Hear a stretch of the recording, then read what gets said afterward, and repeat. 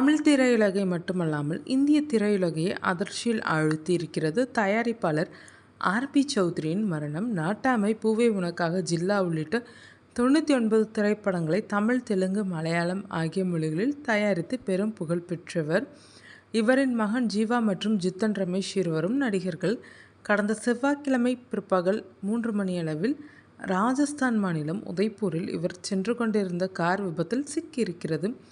இந்த விபத்தில் இவருக்கு படுகாயங்கள் ஏற்பட்டிருக்கிறது. பிறகு இவருடைய உயிரும் பிரிந்திருக்கிறது.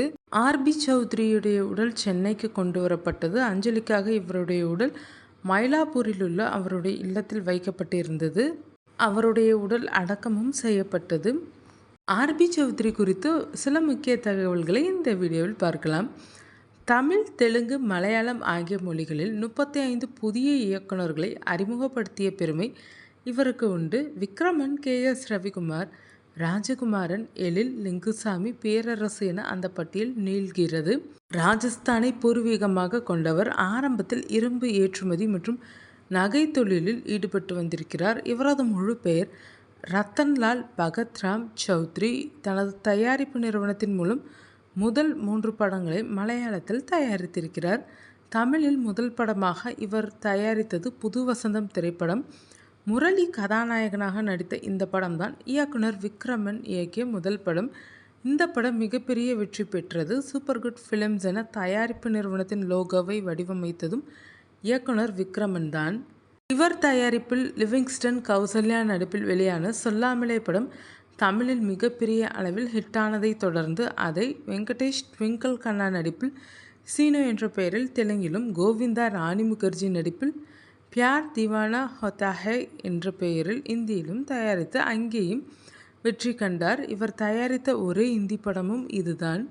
சூப்பர் குட் ஃபிலிம்ஸ் நிறுவனம் தயாரித்த 50வது படமான ஆசை ஆசையாய் தான் ஆர்.பி. சௌத்ரியின் இளைய மகன் ஜீவா அறிமுகமான முதல் படம். இன்று பல நகைச்சுவை கதாபாத்திரங்களில் நடித்து வரும் ரவி மரியா தான் அந்த திரைப்படத்தின் இயக்குனர். பூவே உனக்காக, லவ் டுடே, துல்லாத மனமும் துள்ளும், ஷாஜகான், திருப்பாச்சி, ஜில்லா என விஜயை வைத்து 6 திரைப்படங்களை தயாரித்துள்ளார் ஆர்.பி. சௌத்ரி. திருப்பாச்சி திரைப்படத்தில் தான் இயக்குனராக பேரரசு அறிமுகமானார். Super good films, mega super good films, super good combines என வெவ்வேறு பெயர்களில் பல்வேறு மொழிகளில் படங்கள் தயாரித்துள்ளார். நடிகர் சரத்குமாருடன் புரியாத புதிர் தொடங்கி சேரன் பாண்டியன், ஊர் மரியாதை, கேப்டன், நாட்டாமை, சூரிய வம்சம், சிம்மராசி, மாயி, விண்ணுக்கும் மண்ணுக்கும், சமுத்திரம் ஆகிய 10 படங்களை தயாரித்திருக்கிறார்.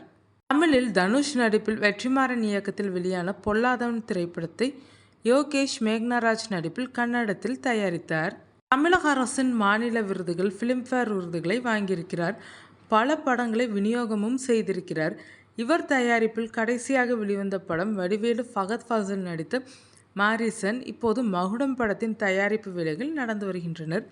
99 படங்களை தயாரித்தவர் ரஜினிகாந்த், கமல்ஹாசன் இருவரையும் கதாநாயகனாக வைத்து படத்தை தயாரித்ததில்லை. ஆனால் ரஜினிகாந்த் நடிப்பில் எஸ்.பி. முத்துராமன் இயக்கிய அடித்த வாரிசு படத்தை விநியோகம் செய்திருக்கிறார்.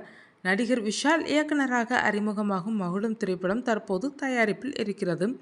சூப்பர் குட் ஃபிலிம்ஸ் நிறுவனத்தின் 100வது படத்தில் நடிப்பதற்காக நடிகர் விஜயிடம் பேச்சுவார்த்தை நடத்தி வந்தனர்.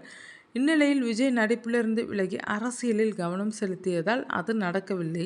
தமிழ் சினிமாவின் பல்வேறு ஹிட் கமர்ஷியல் படங்களை தயாரித்தவர்தான் இன்று பல தயாரிப்பாளர்களுக்கும் இன்ஸ்பிரேஷன். இந்நிலையில்தான் விபத்தில் உயிரிழந்திருக்கிறார். அவருக்கு இந்திய திரையுலக நட்சத்திரங்கள் பலரும் இரங்கல் தெரிவித்து வருகின்றனர்.